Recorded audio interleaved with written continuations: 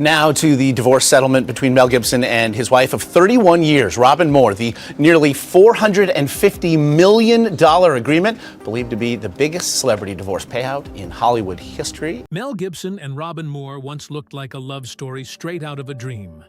He was one of Hollywood's biggest stars, and together they built the image of a strong, faithful family far from the chaos of fame.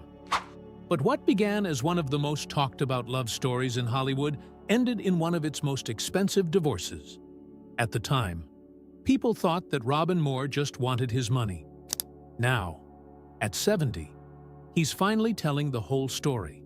The private pain they kept hidden, the mistakes he still regrets, and the addiction that nearly cost him his life. This is what really happened to Mel Gibson. Mel Gibson was born in 1956 in Peekskill, New York. But his story did not unfold in the United States. When he was still a child, his family moved across the world and settled in Australia, where he would grow up and eventually discover the path that led him to Hollywood. Gibson first stepped into the spotlight in the late 1970s with the film Mad Max.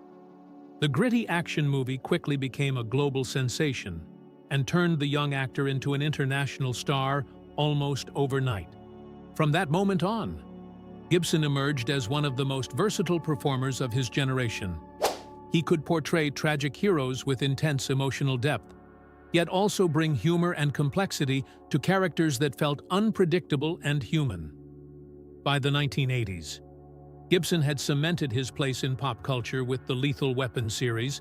In these films, he played Martin Riggs, a reckless and often sarcastic police officer whose chaotic personality balanced perfectly with his partner.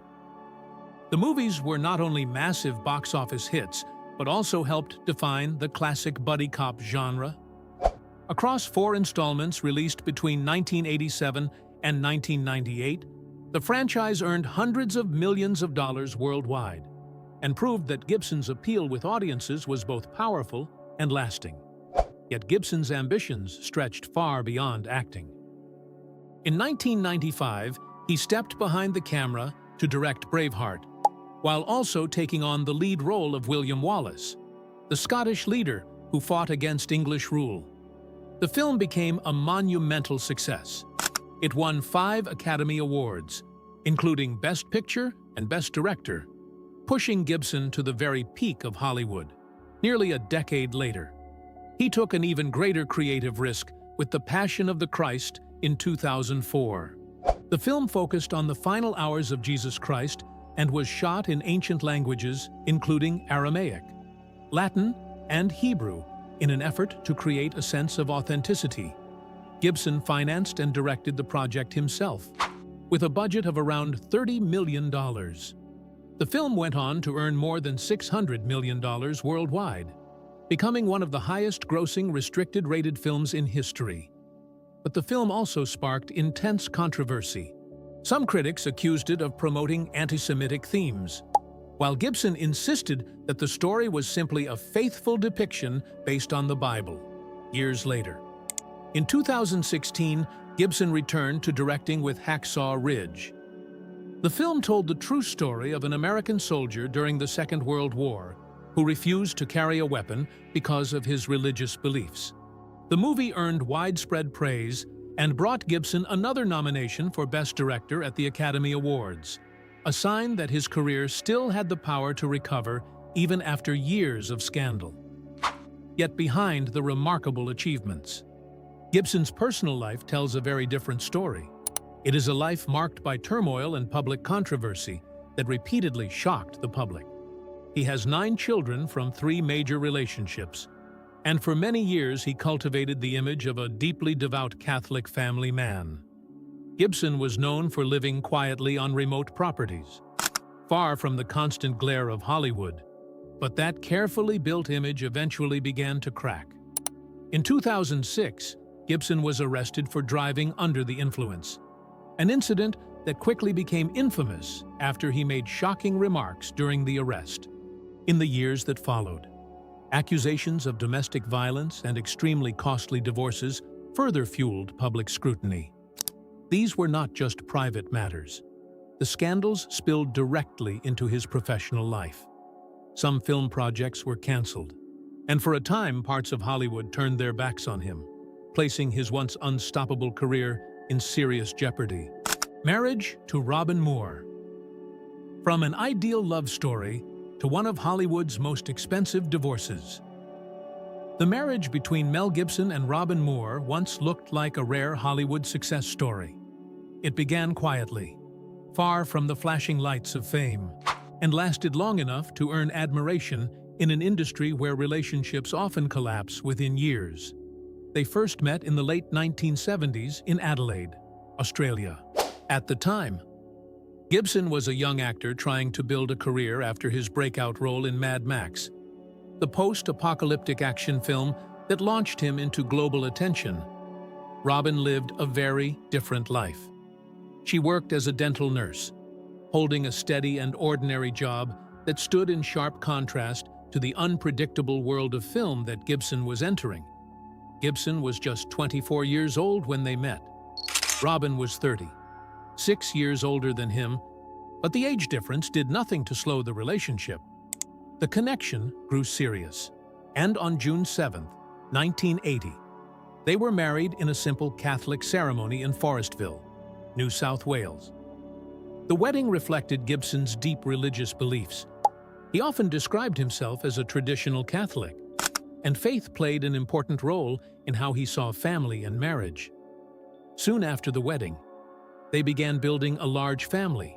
Over the course of the 1980s and 1990s, they welcomed 7 children together, creating the image of a warm and traditional household that Gibson frequently spoke about in interviews.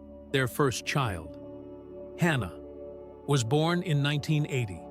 Shortly after the wedding, twins Edward and Christian arrived in 1982. Then came William in 1985, Louis in 1988, Milo in 1990, and finally, Thomas in 1999. During those years, Gibson made a deliberate effort to keep his family away from the chaos of Hollywood. He preferred quiet places to raise his children, living on a ranch in Malibu, California, and maintaining property in Costa Rica. In interviews, he often explained that he wanted his children to grow up far from the temptations and pressures of the entertainment industry. From the outside, it seemed like he had everything: a powerful career, a large and devoted family, and an image as a committed husband and father, often described in the media as a model of traditional Catholic family values. Gibson himself frequently said that family was the foundation of his life, and, according to him, Robyn played a crucial role in keeping him grounded as fame grew around him. While the world celebrated his success, she helped him remain connected to ordinary life. But behind the calm surface, cracks were beginning to form. Those cracks would eventually lead to a moment in 2006 that changed everything. In the early morning hours of July 28, 2006, Gibson was driving along Pacific Coast Highway in Malibu, California, when he was pulled over by officers from the Los Angeles County Sheriff's Department for speeding. A breath test showed his blood alcohol level at 0.12%, well above the legal limit of 0.08 under California law. What happened next turned a routine arrest into an international scandal. During the arrest, Gibson, who was intoxicated, made offensive anti-Semitic remarks toward the arresting officer. The statements were recorded in the police report and soon leaked to the media. Within hours, headlines spread across the world. The story moved rapidly from Mel Gibson arrested for DUI to Gibson makes anti-Semitic remarks. The damage to his public image was immediate and severe. Gibson later issued a public apology, calling his words disgraceful and admitting they were spoken while he was drunk. He also entered a rehabilitation program for alcohol abuse, acknowledging that he had struggled with addiction for years. But the fallout did not stop with his career. The incident also delivered a direct blow to his marriage, just one day after the arrest. On July 29, 2006, Gibson and Robyn decided to separate. They never publicly stated that the DUI arrest was the sole cause of the split, but the timing made the connection impossible to ignore. After 26 years of marriage, a relationship once seen as one of Hollywood's most stable unions was quietly beginning to collapse. For nearly 3 years, the couple tried to maintain privacy. But on April 13, 2009, Robyn officially filed for divorce in Los Angeles County Superior Court. The legal reason listed was irreconcilable differences, a common phrase used in California divorces to avoid public discussion of personal details. One detail immediately caught attention. The couple had never signed a prenuptial agreement under California's community property law. That meant everything accumulated during the marriage would be split equally. At the time, Mel Gibson's net worth was estimated at around $850 million. Much of that fortune came from the enormous profits of The Passion of the Christ, a film he personally financed and directed, made for about $30 million. It earned more than $600 million worldwide. The divorce settlement that followed was staggering. Robyn Moore received more than $400 million, with some reports estimating the total at over $425 million. It became one of the most expensive divorce settlements in Hollywood history, surpassing even the famous split between Steven Spielberg and Amy Irving. The legal process continued for more than 2 years before the divorce was finalized on December 23, 2011. During that period, Gibson faced serious financial pressure, even while continuing to work on films such as Apocalypto, the 2006 action epic set during the decline of the Mayan civilization. Behind the scenes, there were also deeper personal reasons for the breakdown. Later leaked recordings suggested that Gibson felt he and Robyn no longer shared the same spiritual connection. Around the same time, he had begun a relationship with Russian musician Oksana Grigorieva. The two were photographed together in Costa Rica shortly before Robyn officially filed for divorce. The scandal cost Gibson more than half of his fortune and severely damaged the image he had built over decades as a devoted family man. Even so, he remained close to his children and continued to support them. In the end, the collapse of this long marriage became a powerful reminder that even relationships that appear strong and enduring can crumble under the pressure of fame, personal mistakes, and the complicated realities behind life in the spotlight. The relationship with Oksana Grigorieva, from new love to an explosive legal battle. After the costly divorce from Robyn Moore, Mel Gibson seemed to be stepping into a new phase of his life. In 2007, just a year after his separation, he began a relationship with Oksana Grigorieva, a Russian pianist and singer who was trying to build her music career in Los Angeles. They met through connections in the entertainment world, and for Gibson, who was still trying to recover from the damage caused by his 2006 DUI scandal, the relationship appeared to offer something he desperately needed: a fresh start. Grigorieva soon became part of his public life, and Gibson presented her as the woman who had entered his world after the collapse of his long marriage. On October 30th, 2009, they welcomed a daughter, Lucia, who became Gibson's 8th child. At first, the birth seemed to mark a brighter chapter for him. Now, in his 50s, he was experiencing fatherhood once again, and in interviews he spoke about the joy this brought him, describing it as a chance to begin again.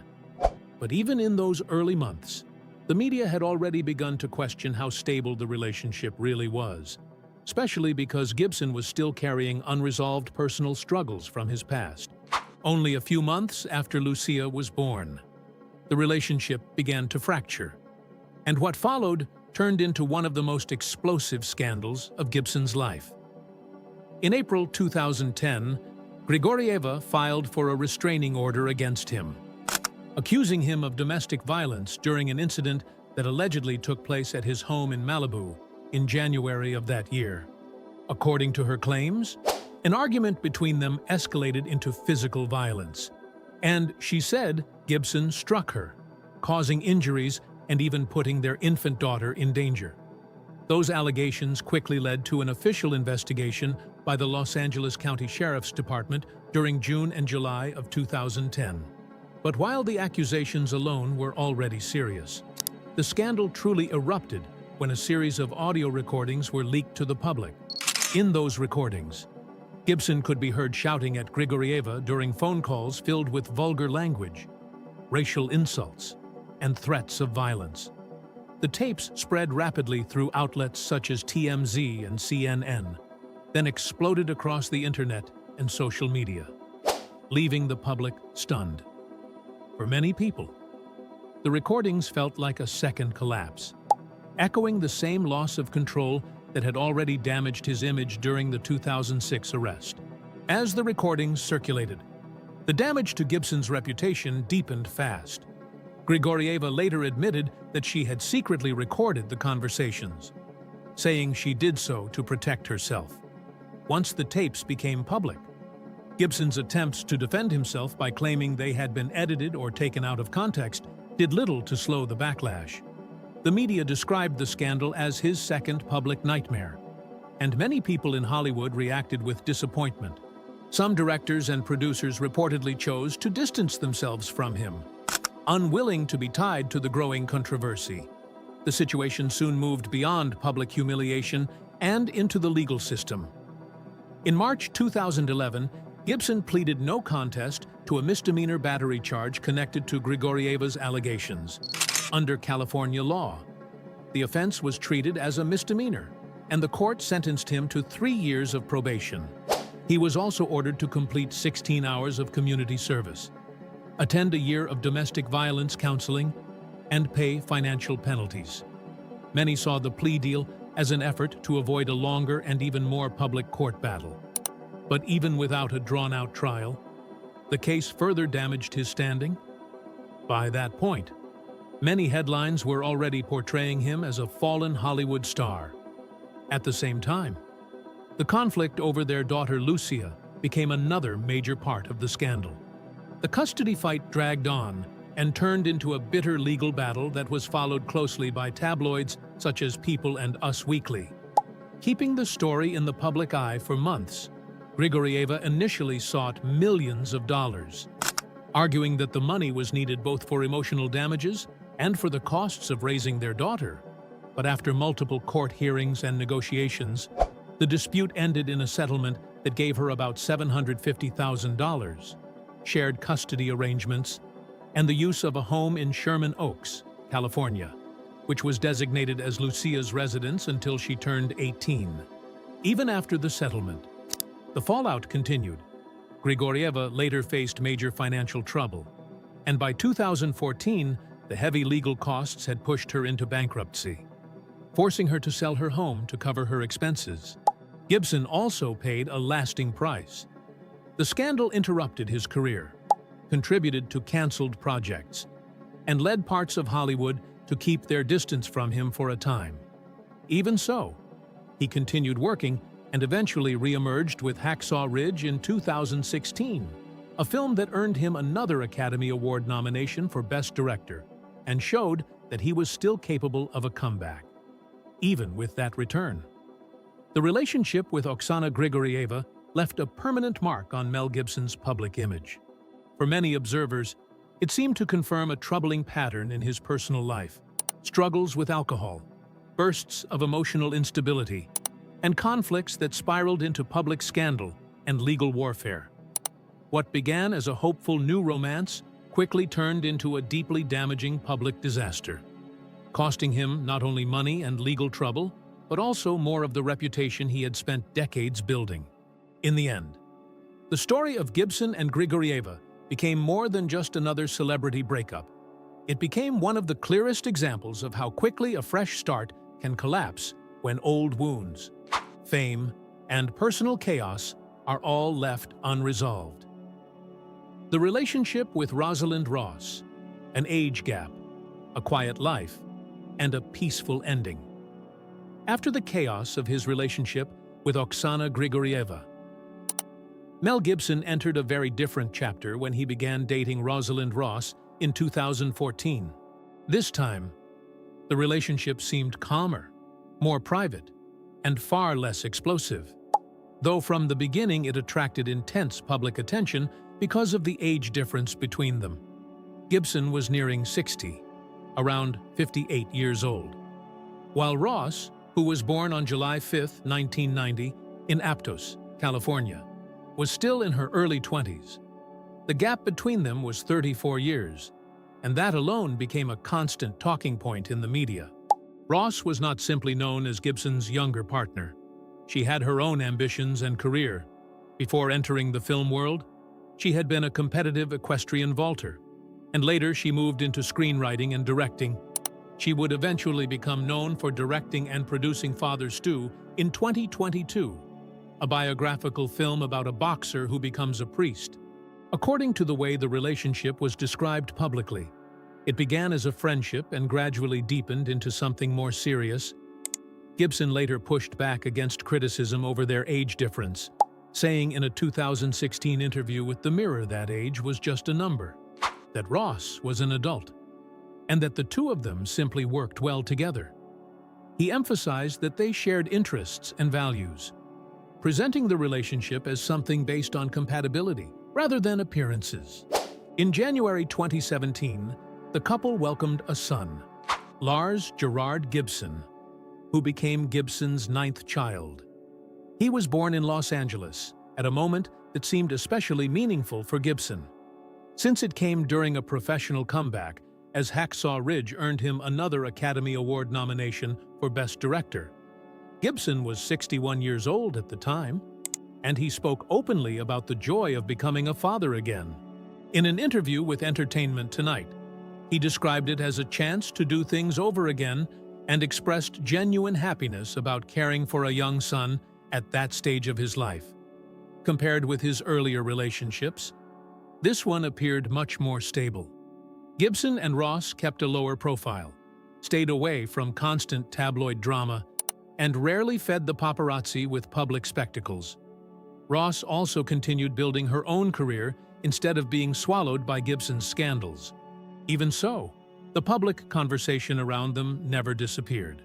Much of the early media coverage focused less on who Ross was as a creative figure and more on the age gap itself. Some articles drew mocking comparisons, and social media filled with comments portraying them as looking more like grandfather and granddaughter than partners. Gibson, however, consistently defended the relationship by stressing Ross's maturity and independence, trying to frame their bond as something real and balanced rather than scandalous. For much of their time together, they built a quiet life in Malibu, where Gibson owned a large estate he had purchased in 2008.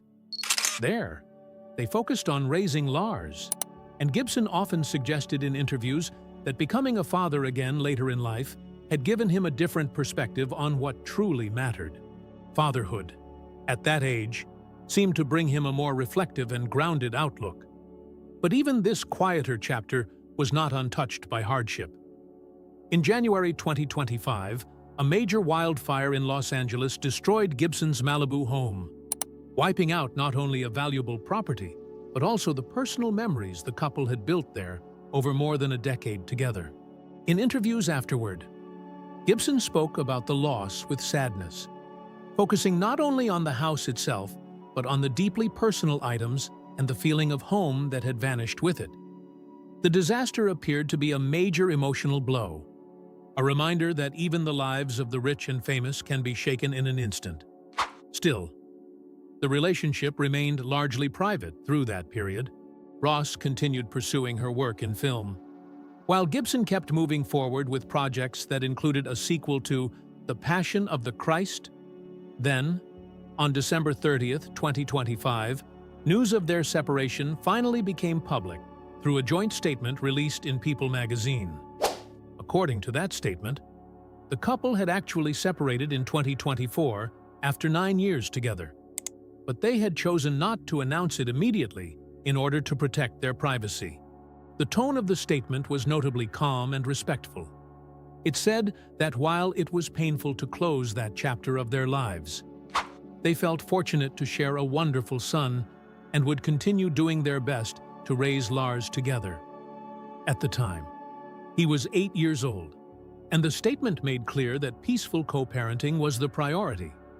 What stood out most was how different this ending was from Gibson's earlier breakups. There were no accusations of violence, no explosive leaks, and no major legal war playing out in public. The reason for the split was described simply as a gradual growing apart, shaped by differences in lifestyle and priorities. Though no detailed explanation was made public, that quiet ending seemed significant in itself. Years earlier, Gibson had joked on The Late Show with Stephen Colbert in 2016 about changing diapers again.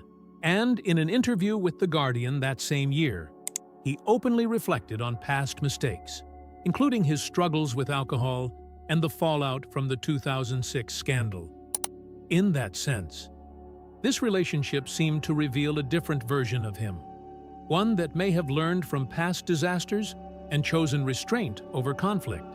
The main controversy surrounding Rosalind Ross was never a violent scandal or a legal collapse, but the public discomfort over their age difference. And yet the peaceful way it ended suggested that, at least in this chapter, Gibson may have changed, placing more focus on fatherhood and stability than on the turmoil that had once defined so much of his personal life. The impact of these scandals on Mel Gibson's career was impossible to ignore. Between 2006 and 2010, he went through a period in which much of Hollywood kept its distance. He lost opportunities in major projects, and some films that might have featured him never moved forward in the same way. One of the clearest examples came with The Hangover Part 2, where he was reportedly invited but later dropped after objections from members of the cast. For a time, it seemed as if his reputation had become too damaged for the industry to fully embrace him. And yet, his return with Hacksaw Ridge in 2016 showed that his artistic ability had not disappeared. The film was widely praised, earned major awards attention, and reminded audiences and critics alike that Gibson's talent as a filmmaker still carried real weight. Even so, the scandals never fully vanished from the story. No matter how strong the comeback was, they continued to cast a shadow over his achievements. The damage was not limited to his career. It also reached into his family life. As the father of 9 children, Gibson has continued to maintain his role as a parent, supporting them financially and remaining involved in their lives. But public scandals of this scale rarely stay contained to the person at the center. They ripple outward, affecting the people closest to them.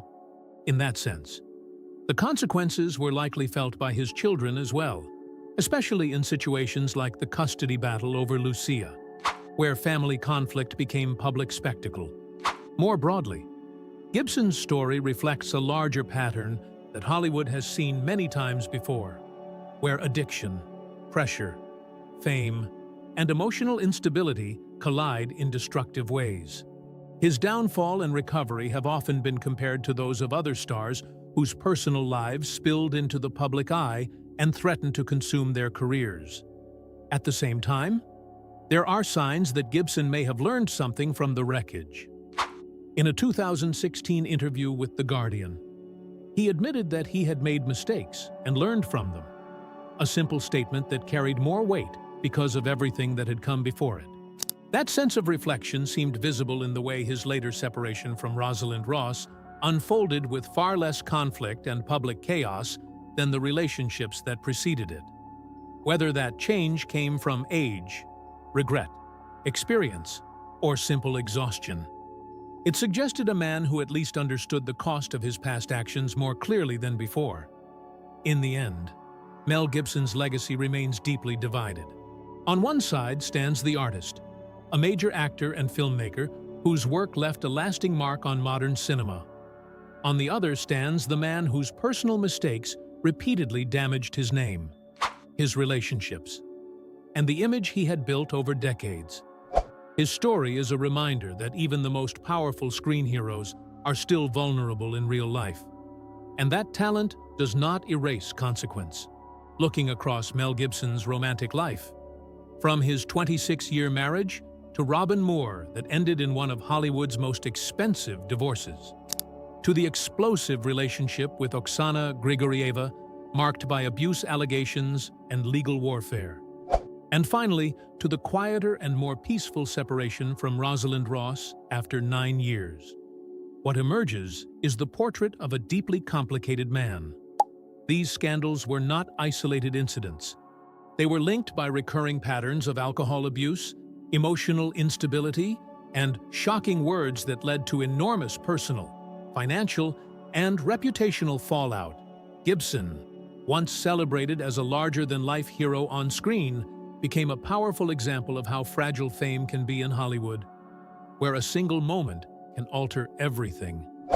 Now, at the age of 70, Gibson appears to be more focused on family and filmmaking, balancing new projects with his role as the father of 9 children.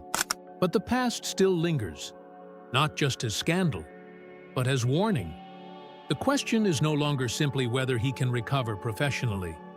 It is whether a man who has survived so many public collapses can ever truly find peace in private. And perhaps that is what makes Mel Gibson's story so compelling.